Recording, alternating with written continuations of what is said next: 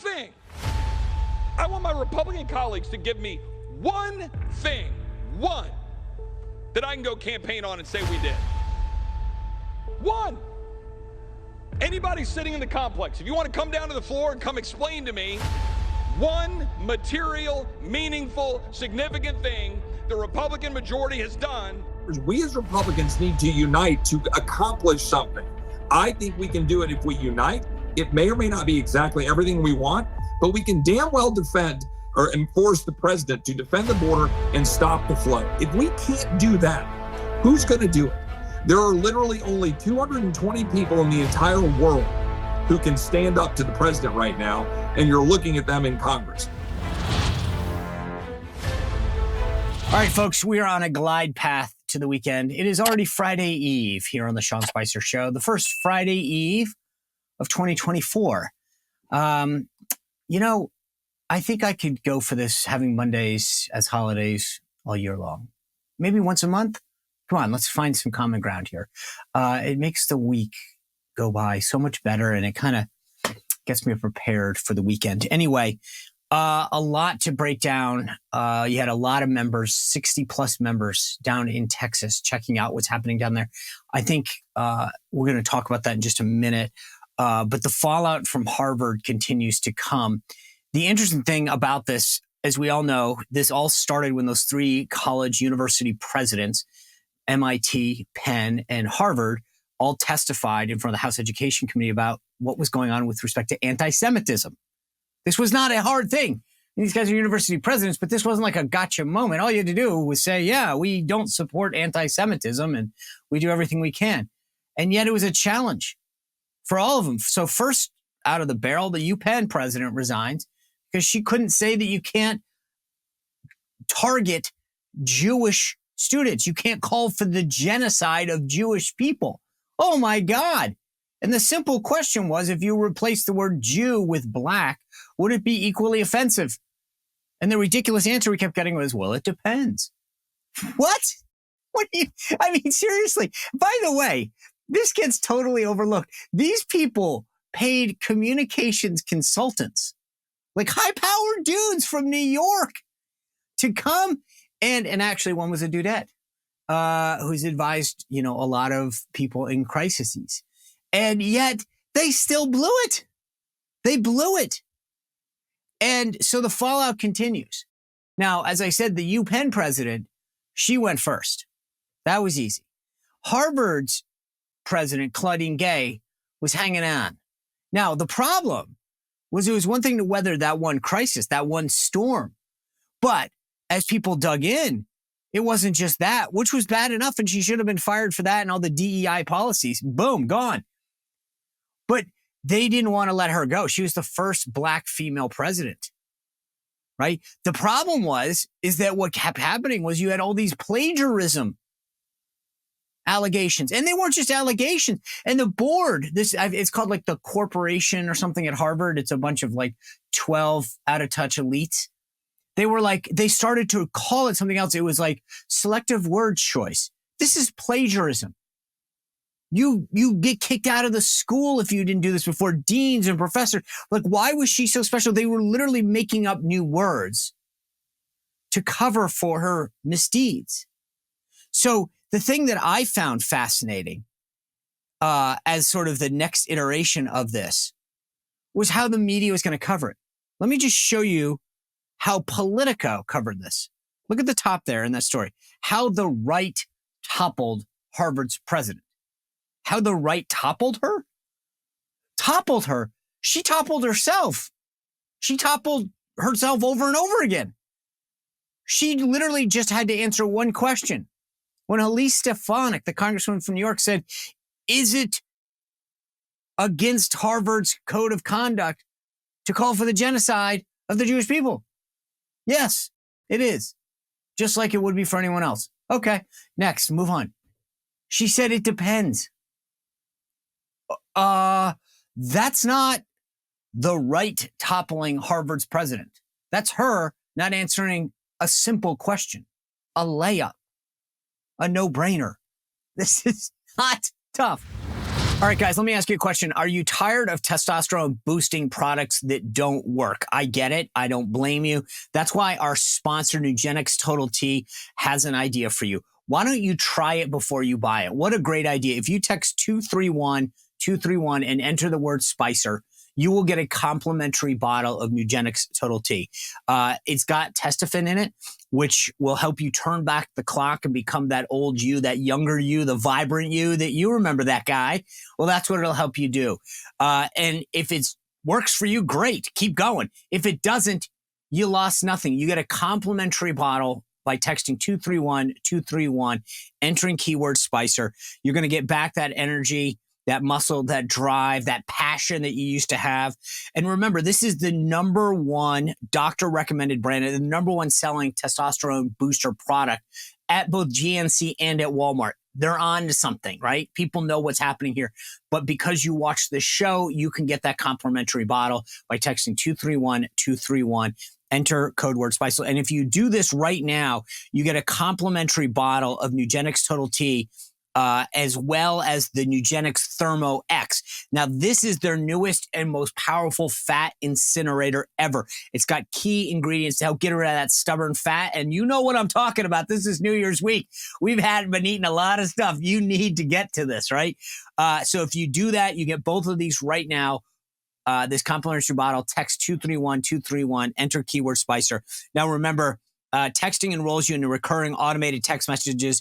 Consent not required to purchase. Message and data rates may apply. It is the #1 doctor-recommended brand by primary care physicians based on an independent survey conducted by IQVIA 2022.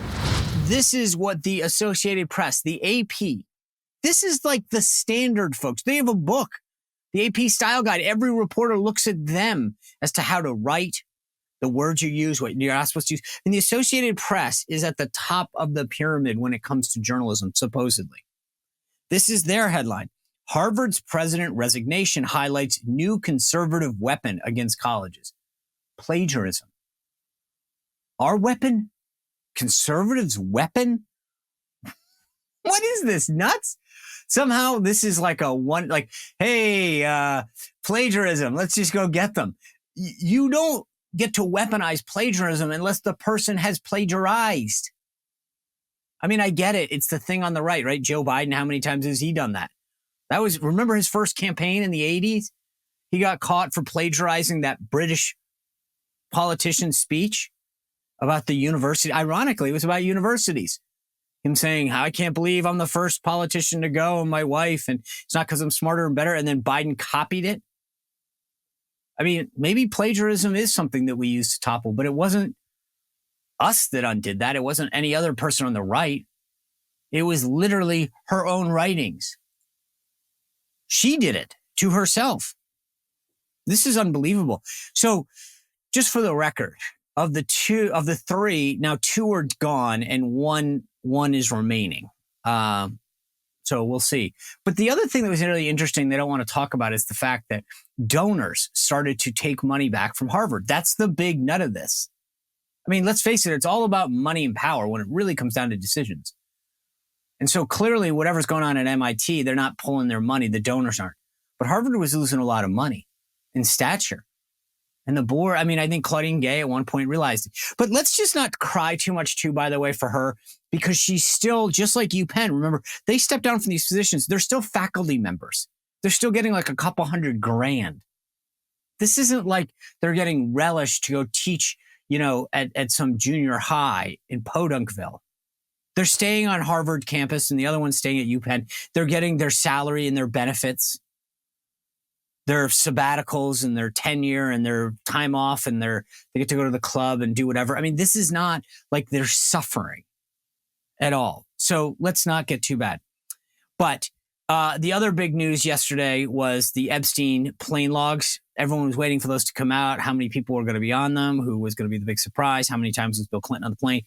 There was a judge issued a 30-day stay. They have until January 22nd to make the case. But the problem is the judge is sympathetic to a lot of these people, saying you were innocently caught up before your name comes out. And so people are trying to make the case to the judge about why certain things shouldn't come out or whatever.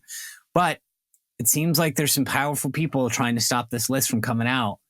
We'll see. Anyway, but back to the border. 60 members of Congress went down to the border to check it out, to see what was happening.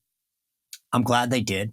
I think the more that we can highlight this and talk about the problem, not just the illegal immigration and the impact. I mean, 3 million people, the Homeland Security Secretary Alejandro Mayorkas is saying, are awaiting a court date, for asylum years from now, which 90-something% will never show up. Well, we're going to talk to Chip Roy about this. And he has been leading the fight. The congressman from Texas, he sent this letter to his colleague. Let me just read part of it before we bring him in. We continue to sustain waves of over 10,000 people a day, often single adult males and increasingly from all over the world, coming with the knowledge that the federal government is releasing them. Pre-wave reports indicated 5,000 a day are failing to apprehend them. Data indicates we are approaching 2 million gotaways. That's in addition to the 3 million I mentioned. These are the ones that just disappear, poof, into the society. Under President Biden, worse, the result is the known release of dangerous criminals and terrorists, as well as millions of doses of deadly fentanyl and other narcotics, killing tens of thousands of Americans, all while empowering enemies like China, Russia, Iran, and dangerous Mexican drug cartels. This is a problem that we must deal with. And Chip Roy has been leading the charge in the House to his colleagues. I want to talk to him about that. And then he is going out to Iowa to campaign for Ron DeSantis. I want to ask him about why he's doing that and whether or not everything is on the line for Ron DeSantis. There's so much to get into on this border crisis, though, and whether or not we should be impeaching the Secretary of Homeland Security for the dereliction of duty that he has committed with respect to this massive invasion. And that's what it is, an invasion. So without further ado, I want to bring in Congressman Chip Roy of Texas. Congressman Roy, thanks for joining us. I appreciate your time. Glad to be on, Sean. Happy New Year. All right, look, I want to talk about Iowa. And I know you're out there with Governor DeSantis, so I want to talk about that. But I can't not start with the border. This is something that you've been a big leader on for quite some time. You sent a letter to your colleagues that I just want to read at least the start from. It says, so I'm obliged to inform you of my duty to refuse to fund or otherwise empower the United States government or any foreign government it is supporting unless and until it fulfills its constitutional obligation to defend our borders from invasion as required in our Republican form of government and make the people of Texas whole for its breach of duty. Those are strong words. You have not minced words in the past. What are you going to do to back it up? Well, that's the core question, Sean. I mean, right now on our southern border, as we speak, I'm in D.C. right now, meeting with my staff, trying to figure out how to lay out what we can do over the next 2 weeks. But I'm proud of Mike Johnson, and he's demonstrating leadership, taking a block of Republicans down to the southern border. I have no beef with that. But I'm not there because I've met with everybody in the border. I've been to the border. I've been there dozens of times. Yesterday morning, I was talking to sheriffs and law enforcement and border patrol and mayors and people in South Texas. And they're basically telling me, Congressman, it's time. I mean, we need to shut down the border or shut down the government. Do whatever you can, whatever it takes. We can no longer take these numbers. Sean, you saw December, 302,000 apprehensions. November was 300,000 apprehensions. At that pace, we're talking 3.6 million apprehensions. That's not counting the gotaways, which are like 50,000 a month. We are absolutely an abject failure right now in terms of being a sovereign nation with a secure border, and we're endangering our citizenry. The federal government has an obligation to do their job. They're not. So to answer your question, we only have one serious tool as members of Congress, the power of the purse. I hate that we're in this position, that our president is completely lawless and that the Secretary of Homeland Security is completely lawless, but it's true. So we have to not do this for political purposes. We can't just say, oh, we'll win elections if we just fight, but we'll figure it out next January. No, we have an obligation right now to actually stop them. So we need to withhold funding and force Biden to the table. There's no other choice. It's now or never. All right, folks, are you looking to secure your financial future? I know I was, right? You've got real estate, maybe some stocks, a bunch of other things, a 401k, an IRA. But how are financial metals part of that? Because you look at the price of gold, the price of silver, so many of the other precious metals, how they've done over time. It's a smart bet. And the folks at Bishop Gold Group can sit down with you and talk to you about how to convert an IRA, a 401, whatever it is. Just make it part of your planning. I did it. I sat down. I talked to them about what made sense for me. I got precious metals as part of my portfolio now. And here's the thing. You can keep them. They can keep them. You will sit down with the folks at Bishop Gold Group and come up with a plan that's right for you, depending on how much you have, what you want, where you want to store it. Whenever you're ready to cash it in, you call them back and say, hey, here's what I have. I need to cash it out. They'll make that happen. That's the beauty. These are folks that I know, that I trust, that I talk to. So if you want to join me, then go to bishopgoldgroup.com/Sean. You get a special promotion for kicking off your journey to financial freedom and diversification with Bishop Gold Group and precious metals. Or you can call 844-984-1616. But go to bishopgoldgroup.com/Sean to see how you can make precious metals part of your financial freedom journey. Thanks. You know, I know you folks in Texas love making note of this, but I grew up in Rhode Island. I had a Texas roommate. Yeah. He used to inform me that there are counties in Texas bigger than Rhode Island. But Rhode Island's full size is just over 1 million people. And the Secretary of Homeland Security was doing a series of interviews, and he talks about the fact that there are 3 million people in this country now that we know about that are waiting to have their asylum case adjudicated. And he admits, this isn't Republican talking points, that it's going to take years before those people ever have an asylum case. The thing that I find interesting is that what the Biden administration seems to be asking for is more money so that they can process more people into this country, not so that they can stop them at the border from coming in the first place.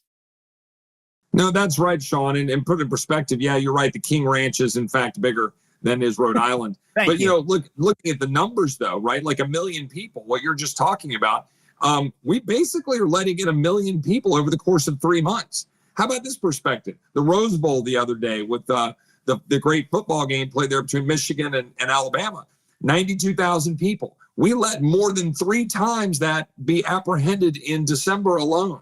Think about that. And so to your point, we have people that are on a backlog that are given dates as late as 2035. That's 11 years from now when they're supposed to show up for the adjudication of their claim to asylum or whatever their claim is. That's outrageous. And everybody in the world knows it. And the vast majority of the people that are flooding our border know it, and they're being released under asylum or parole. Now you have people, particularly in Arizona, I've seen the numbers there, that are wildly coming from all over the world, not Mexico, not the Northern Triangle, but Africa, from places all over the world. And that is a direct danger to our citizenry. We know we have found known terrorists. We've found known criminals. That's why we need to use every tool at our disposal as members of Congress and put politics aside. I had a member of Congress that said, Chip, it's bad politics. We're going to risk Border Patrol pay. First, we can pass a bill that would pay Border Patrol and troop pay tomorrow. We should do that. Second, the American people want us to stand up and fight. They get the joke. They get the drill. A guy named Thad Cleveland, he's a sheriff in South Texas, used to be Border Patrol. He told me just yesterday, Chip, we will get paid. Border Patrol will get paid. We know that. Go fight for us. They get it, and they want us to go fight for the country. So you know in this letter that you sent to your colleagues, and we've put it up on the screen, that you drew a line and said that when it comes to the border, passing H.R. 2, which is that border security bill, is something that Republicans have come together, they've accomplished, and now we need to deliver it. Let me just read from the letter. It says, now we Republicans have a duty to use the power of the purse described by James Madison in Federalist 58 to end the abuse of power by President Biden and to force both the immediate end to the illegal flow and the permanent improvement of our border security laws. This means we must make funding for the federal government operations contingent on the president signing H.R. 2 or its functional equivalent into law and stop the flow of border. I'm with you 100%. I mean, at some point, that's the whole point of the power of the purse. But from your conversations that you've had, where do you think, I mean, no Democrats are going to join you. And you are now down to a 2-seat majority, shortly to be a 1-seat majority when your colleague from Ohio, Bill Johnson, formally resigned, which he moved up just the other day. It's now going to be the first, a couple more days now. But when that happens, you have to have almost unanimity within the conference. Do you have it? Well, we'll see. I mean, that's one of the jobs of the speaker. And my job is to go out here and plant the flag where I think we ought to go. Frankly, I think we did a great job of that last year. It's one of the reasons I disagreed with some of my, conservative flank colleagues in the fall. when they moved forward with the motion to vacate. And frankly, when some of them voted against the bill that we put forward, that would have been a continuation of funding at a cut. It would have cut government funding and passed HR 2. I think we should have done that. Well, we didn't get there. Remember what we did last year when we were united? We passed HR 2, the most conservative, strongest border security bill we've ever passed. You know well, we didn't get that done when we had Trump in the White House, when we had the House and the Senate. We got it done last year. Conservatives and the entire delegation uniting to get it done. We passed Limit, Save, Grow that put caps in place that, if we'll follow right now, would constrain the bureaucracy. We did a lot of great things united for the first 6 to 8 months last year. But at the end of the day, we need to reunite to finish this year out, finish this Congress out, delivering for the American people. They want us to deliver on holding spending in check and securing the border of the United States. We can do that if we unite and hold Biden's feet to the fire. I hope we will. So we've seen hard left, hard blue city mayors like Eric Adams capitulate. They're saying we can't handle it anymore. Oh my gosh, you sent a busload of migrants to us. So they've started to feel this. Do you get the sense from your Democratic colleagues in the House that they're at least feeling it a little as well? Or is it just these big city mayors and governors that are finally feeling it? Well, I think my House colleagues, Democratic colleagues, are feeling it based on the conversation I'm having, but they don't want to admit it yet. They've got left flank problems, the left flank that very much wants to continue to have open borders. It's purposeful, right? I mean, this is about, frankly, changing the electorate and undermining, more importantly, Western civilization, undermining our values as Americans by flooding the zone with people. I don't know if everybody knows this. We currently have about 49.5 million people who are foreign born in our country. That's about 15%. That's 15%. That's at the highest level in the history of our country. That's about the levels in the late 19th century when we had the boom from Ireland and parts of Europe. So we've got about 15%. That doesn't count the kids of those people, which puts the number closer to 25%. But we're not teaching American children now to love America, love the Constitution, love Western values. We're not a Christian or Judeo-Christian society where we're all building around the same culture and values. We now have a total change that's occurring in a flood of the zone, and it's purposeful. You don't need to look any further than these Ivy League institutions at Harvard and all the crap that we're seeing there with now the resignation of the president and what they really want to see happen with our society. We've got to constrain it, hold the line, secure the border, get control, operational control, and reclaim our sovereignty, or we're going to lose this country. You used the word purposeful. I have believed for a while that we know policies that will affect the flow of borders, right? We have created a magnet that is giving people hope to come, not just from Mexico, but not from South America, but from India and all over the globe. They believe through the actions and words and image that this administration projects that the border is open and that they are welcome to come. And until we stop it and shut it off, that they're going to continue to come. I believe that if this administration wanted to send the signal, they could. They could have remain in Mexico. They could change asylum policies. They choose not to, because I truly believe, and you use the word purposeful, but I want you to explain it. I believe that this is part of a greater plan by them, meaning that they look at this as the next wave of voters, that they believe that they'll come into this country in 5-10 years. They give them DACA, then they put them on a path to citizenship. Do you believe that? Because I can't find another reason why you would create the policies that you do if it wasn't part of a greater plan. Yeah, no, I do believe that, right? I mean, you don't have to go any further than the deputy White House press secretary a few years ago saying that, quote, it's a new liberal world order, right? And that is a lack of barriers, a lack of sovereignty, a lack of actual country lines. They just believe in sort of a world order. Look at the World Health Organization. Look at the way they are trying to carry out activities during COVID. Look at the extent to which they want to have the United Nations be the ones that are making decisions as we're dealing with all these issues abroad in the Middle East and in Russia and China. And this is the fact that we've got to deal with, that right now our sovereignty is being exploited. And it's purposeful for the reasons you just described, for electoral purposes. It's purposeful. Take, for example, with respect to how we district and we do apportionment for representation in Congress. Illegal aliens are counted in that, right? So it changes the entire makeup in terms of cities, in terms of locations. Texas is both we get hit by it, but we're also the beneficiary of having more members of Congress, as is California.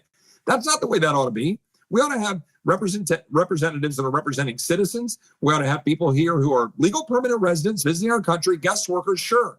but we ought to know who they are. They ought to be here on a limited basis or on a path to being able to become a citizen if they came here through the legal channels. But we've gotten rid of all that because leftists, progressives, want to destroy Western civilization. That's it. That's it in a nutshell, Sean. They don't like Western civilization. They don't like Judeo-Christian values. They don't like the Constitution. They don't like limited government. This is all designed to break that down. We've got to hold the line for our children and grandchildren. So the House is looking at impeaching Alejandro Mayorkas, the Secretary of Homeland Security. Do you think that that's a productive use of time, or will whomever replaces him just continue to implement the same policies? Well, look, I think Alejandro Mayorkas should be impeached because of his failure to faithfully execute the laws of the United States, his failure to follow the Constitution, and his endangerment of the people because of his actions. Is it a good use of time? I don't know. It's our job, right? I don't think it should take that much time. I'm going to be honest. We presented the case. We had a vote. 8 congressmen, Republican members, voted against it. I think they were mistaken. I have great respect for a number of them and my colleagues who come to different positions, but I just disagree. He's very clearly violated his oath to the Constitution and to follow the laws. He lied to me under oath. He's blaming Texas. Americans are dying from fentanyl poisoning as a result of open borders. He's empowering cartels, empowering our enemies, allowing terrorists to come in. Of course, he should be impeached. That is not maladministration. It is the purposeful dereliction of his duty. But we're going to go chase rainbows, like trying to convince 4 or 5 of my colleagues to go vote for it. I don't know. Right now, I want to focus on forcing Biden to the table by not funding the very bureaucracy, including Mayorkas, that's undermining us, because he probably would be replaced by somebody equally bad. But to be very clear, of course we should impeach him. We should just put another vote on the floor. It doesn't take much time. Put a vote on the floor and see where everybody goes. Before coming to Congress, you served as the number 2 person in the Texas Attorney General's office. Mm-hmm. Do you think the actions that Governor Abbott is taking right now to assert Texas's right to expel illegals from Texas is lawful? Yeah, I do. And I want to commend Governor Abbott, Lieutenant Governor Patrick, Attorney General Paxton for all the work they've been doing to try to hold the line and fight for Texas when the federal government is failing to do its duty. I do think it's lawful. I think the Constitution requires, under our Republican form of government, that the federal government protect our borders and secure our lives here within the borders of Texas and the entire country. But importantly, they're supposed to quell any invasion. People say, well, Chip, this is not an invasion with like tanks and guns. Well, first of all, there's a lot of dangerous individuals coming across our border, a lot of people dying from fentanyl poisonings, a lot of terrorists, a lot of criminals, cartel organizations, which are various basically terrorist-like organizations, are all flooding our border. So yes, it's an invasion. They have a duty under the Constitution to secure our border. They're not. So I think Greg Abbott has the power and the duty to defend Texas as the governor of Texas. And absolutely, with the laws that the legislature have now given him, of course he should defend it. But instead, the federal government is in the Supreme Court saying that they need to have DOJ and have DHS have the authority to cut razor wire, the concertina wire. They're going to go fight us on the law that we just passed to say that we should be able to deport people. Texas is going to have to stand up and basically tell the federal government to pound sand if the federal government refuses to do its job. Yeah, I do love the fact that the White House continues to maintain that there's not an open border, and yet the Department of Justice is suing Texas to cut the wire open to allow. I mean, I don't think it takes more than like a second-degree education to realize that's the definition of open. It's literally like saying, I need to go to court to be able to kick your door open to allow anyone to walk in your house, but it's not open. It just doesn't pass the Zell test. No, it doesn't at all. And that's the reality. Mayorkas went on TV today on another network, or he went on Fox, and he said, if this open border is Texas's fault. Literally. The Secretary of Homeland Security said that in a press conference and on national TV, which tells you the framework of where they're coming from. They don't believe in the rule of law. They don't believe in their duty to secure the border. And they're frankly allowing our border to be exploited for crass political purposes in the false name of compassion. And it's actually the least compassionate thing you can do while these little girls get sold in the sex trafficking trade. Americans die from fentanyl poisoning. Migrants die in tractor trailers like the 53 who cooked in the Texas heat last year in the summer in San Antonio, the 1,000 who died along the Rio Grande. It's all absolutely appalling.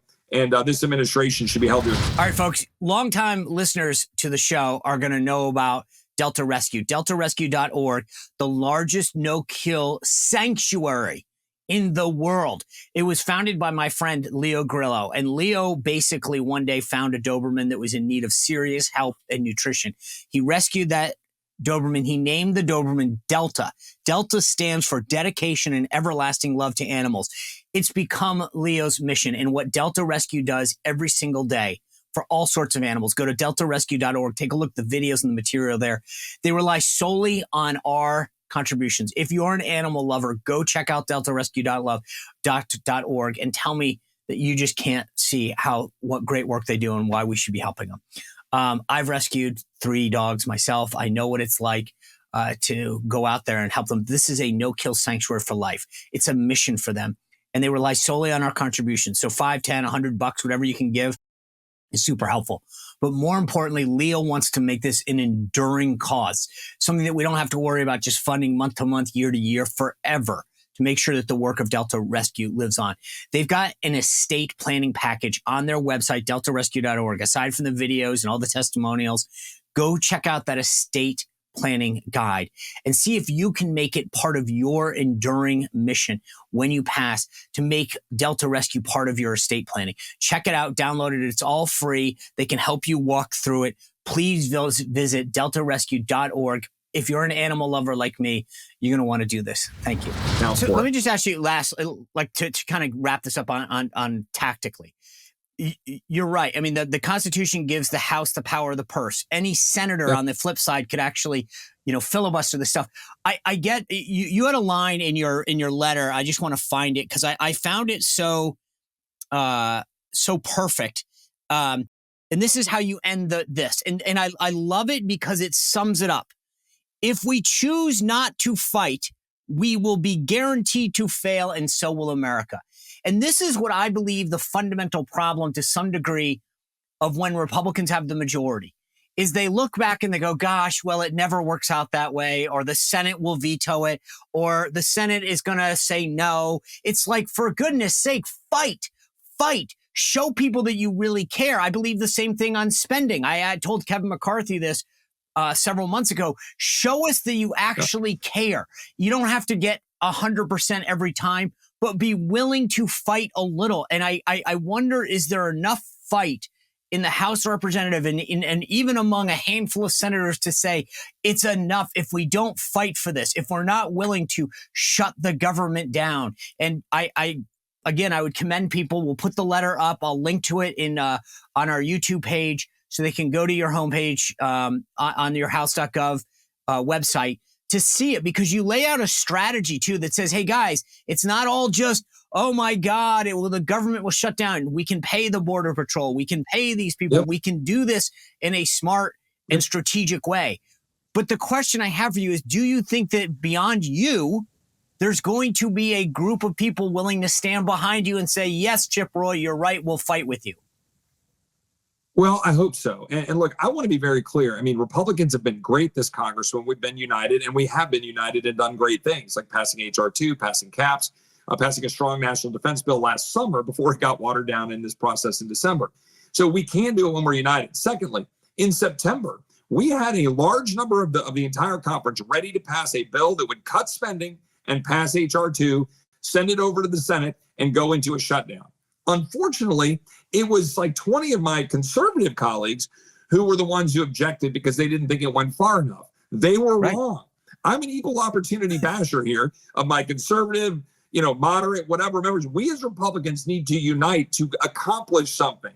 I think we can do it if we unite. It may or may not be exactly everything we want, but we can damn well defend or enforce the president to defend the border and stop the flow. If we can't do that, who's going to do it?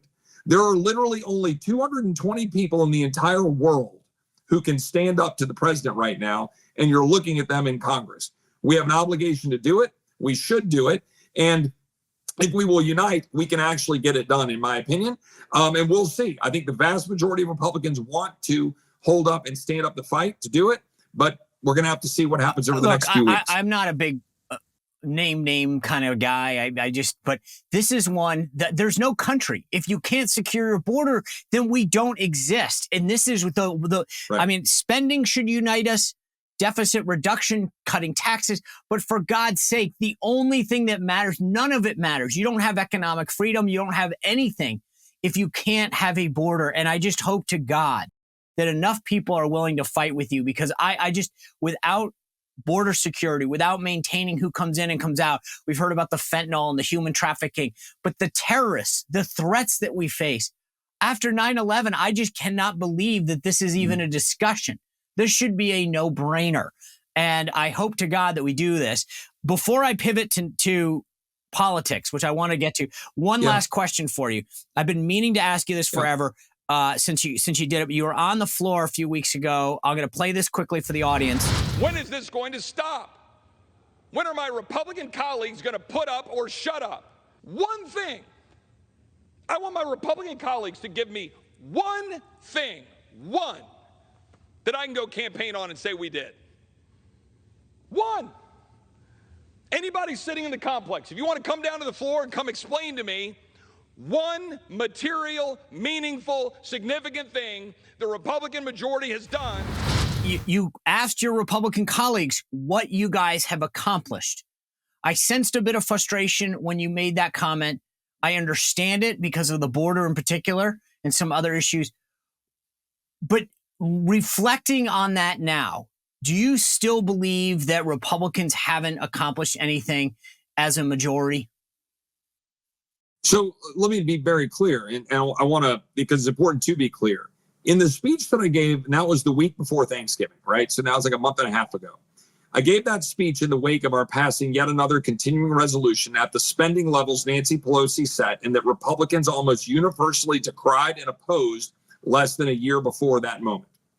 I stood up and on the floor and I said, what one thing are we going to be able to say we did? Name one thing.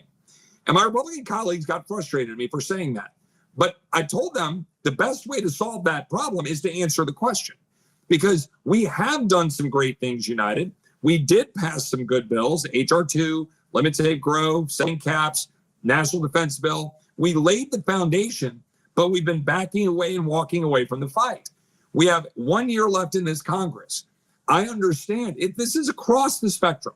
We had some conservative members of Congress, less conservative members of the delegation of the conference who didn't come to terms and agree on what we needed to do.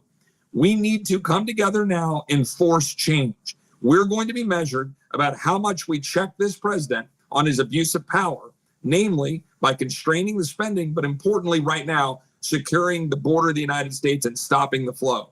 I think we're going to be measured by that. I would argue we've taken great steps, but we've got to deliver. And we can't hide behind, oh, we don't have the White House, we don't have the Senate. Sean, do you remember when we had the House, we had the Senate, we had the White House? What did they say? They said, we don't have 60 in the Senate. There's always an excuse. You win when you lead. That's the point. And by God, to my point, get out there and lead and inspire. And if you fall short, people are going to at least say, damn it, they left it all on the field. But if we walk away and we shrug our shoulders and we say, well, we got to go campaign on it. We got to win the White House. Meanwhile, 3.6 million additional apprehensions in 2024, another 2 million, 2.5 million people come into our country released or gotaways. That's insane. We got to stop it now. So that's why that's my speech. The point of my speech, deliver at least one thing so that we can deliver. Well, and that's why I commend you the way you ended that letter, because if you don't fight, it's not worth it. Why do you have a majority if you're not going to fight? I do. Speaking of fighting, let's talk to politics. We're 11 days out of Iowa. You've put your lot in with Governor DeSantis. Let me just start with the politics of this. I caught up with Governor DeSantis when we were down at the debate in Alabama, and I asked him, I said, Governor, you've been all in Iowa. Are you standing by that? He had made those comments on a Sunday show. He said, yes, we're going to win Iowa. We're 11 days out. Do you still feel confident that Governor DeSantis will win Iowa? Look, I spent a few days with Governor DeSantis in Iowa right before Christmas. The reaction there is very strong. He's a good man. I support him wholeheartedly. He's done well in Florida. He's been an exceptional governor, one of the best in my lifetime, won by 1.5 million votes, won 62% of Hispanic voters, 50% of single female voters. I think the reaction when people are informed and they meet him has been really strong. And I think he will perform well among that group. So it's going to depend on how many people we can reach in the last 2 weeks. Iowans really pay attention when it gets down to the wire. and make sure that when we're caucusing, we do our job. If we do our job, if he does his job, I think he's in a good position. But the polls are what they are. President Trump commands the audience he commands. Governor DeSantis knew that when he ran into this. But I think people want somebody who can look forward, serve for 8 years, not look backwards, worrying about legal skirmishes, even if they were unfairly directed towards the former president. So here's the question I have for you. Like, you're absolutely right. Look, I was out there for the Iowa State Fair. A lot of kudos to the governor's ground game. He was definitely up there with President Trump's ground game. And as we know, Iowa's a caucus state. This is about organization. The question that I think is interesting to a lot of people is the governor's ground game was largely outsourced to the Never Back Down super PAC. There's clearly been some turmoil there. How is that, if at all, affecting his ability to turn out the people he needs on caucus night in 11 days? Right, so the ground game in Iowa right now is actually very effective. And what Never Back Down built over the last year is I think, probably the most far-reaching and aggressive and well structured ground game that we've seen in politics. The question now is being able to deploy that right now when it's game time over the next 2 weeks. There's a lot of noise being made in the swamp and everything about Never Back Down and some of the politics. That's always the case with super PACs. Like, you've worked in the political world. I've been in the political world. I was with Senator Cruz. I've been in all these different worlds. And this is kind of that problem where you've got this super PAC world and you can't control what they're doing. All you can do is set out your structures, run your campaign, and hope that there's some good people over there going to bat for you, doing what they're going to do. And there's a lot of good folks. I've been on the ground with some of the Never Back Down team at events with lots of people showing up and the governor showing up, and it's been great. And so, again, this is all about, getting out there, shaking hands in Iowa, people who care about it. They're the ones who get to decide, not the polls, and we'll see what happens over the next 2 weeks. So let me just ask you this. If I'll end with this. You've clearly made a case for Governor DeSantis. You've been impressed by him, and I get that. If President Trump or Nikki Haley, for that matter, were to win, would you have a problem with either one of them being your nominee? Look, I'm going to support the Republican nominee. I mean, this is not a close call. I mean, Joe Biden is shredding our country, shredding the Constitution, undermining our sovereignty, destroying, everything we know about our culture and civilization. But I will tell you, I am not overly inspired by the governor from South Carolina saddling up with Wall Street and the big donor types and coddling China and inviting Disney to come to South Carolina and saying we need to bring people over from the Gaza Strip that might be affiliated with Hamas and Palestinians. Some of them work at the United Nations. I mean, there's a long list of things I'm not particularly fond of there. But look, Nikki Haley's a friend, and I've known her and for a long time, and she would be a whole lot better than Joe Biden. But right now, I believe we ought to get behind Governor DeSantis. And former President Trump, we all know former President Trump. He comes with pros, he comes with cons, and if he's our nominee, I'll proudly get in behind a guy who wants to disrupt the swamp. But I think Governor DeSantis is a guy who can deliver.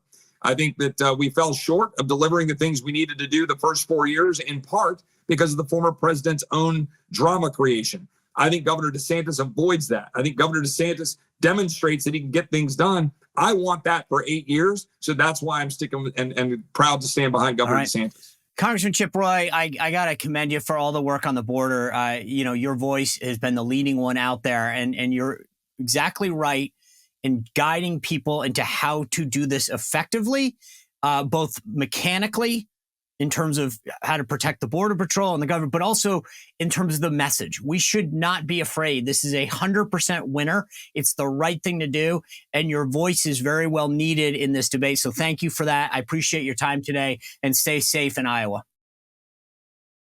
Thanks, Sean. God bless. Happy New Year. All right, folks. That was quite a conversation. Now, I know everybody isn't probably entirely on board with who he's supporting for president. But he has a right to support who he wants, and he's clear that he'll support the Republican nominee. This is going to be interesting because Ron DeSantis is everything is on the line in Iowa. Now, if he comes in close to second, I think he can fight another day, but New Hampshire is going to be tough. So I don't know how he goes on from there. But this is going to be a challenge. Whatever team, Trump team or the DeSantis team organizes the best is going to be who wins in Iowa. We're 11 days out. This is it, man. Everything's got to be left on the field. Tomorrow on the show, we're going to have a great discussion with Jack Brewer. He is a former NFL player. He's a big supporter of President Trump. He has been really leading the charge for fatherhood. And we're going to talk a lot about the NFL culture what's going wrong in this society as far as families and what he is doing. So I'm looking forward to that conversation. Continue to subscribe. Thank you for all your support in 2024. We are going to be here through the thick and thin of it, the conventions, the primaries, the caucuses, the debates, and the general election are all coming your way, and the court cases, for goodness sake. We can't forget that. So continue to subscribe, spread the word, share it, all help our sponsors out. If you want, you can always text me, 571-441-4991. You can join our community, SeanSpicerShow.com/VIP. We look forward to seeing you right back here tomorrow. Thanks a lot. Well, if you enjoyed this content, make sure to like this video, subscribe, and click the notification bell to get more.